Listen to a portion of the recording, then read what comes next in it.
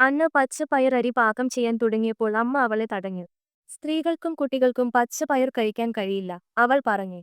പുരുഷന്മാർക്ക് മാത്രമേ കഴിക്കാൻ കഴിയൂ. അങ്ങനെ സ്ത്രീകൾ ബാക്കിയായ ഭക്ഷണം കഴിച്ചു. പക്ഷേ അന്ന പുഞ്ചിരിച്ചു. കാരണം ഇന്ന് അവളുടെ കൊച്ചു പെൺകുട്ടിക്ക് തിളങ്ങുന്ന ഒരു പുതിയ ട്രൈസൈക്കിൾ എത്തി.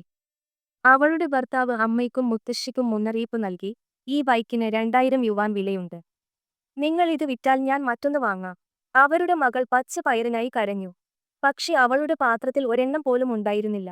അന്ന അവൾക്ക് ചോറ് കൊടുക്കുന്നതായി നടിച്ചു. പക്ഷേ ആ കൊച്ചു പെൺകുട്ടി കഴിക്കാൻ വിസമ്മതിച്ചു.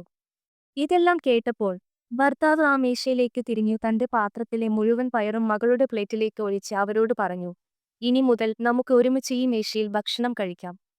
കഥയുടെ ധാർമ്മികത. യഥാർത്ഥ സമത്വം വീട്ടിൽ നിന്നാണ് ആരംഭിക്കുന്നത്. ബഹുമാനവും നീതിയും ഒരിക്കലും ലിംഗഭേദമനുസരിച്ച് തീരുമാനിക്കരുത്. നിങ്ങളുടെ ചിന്തകൾ താഴെ കമന്റ് ചെയ്യുക. കൂടുതൽ വീഡിയോകൾക്കായി ലൈക്ക് ചെയ്ത് സബ്സ്ക്രൈബ് ചെയ്യുക.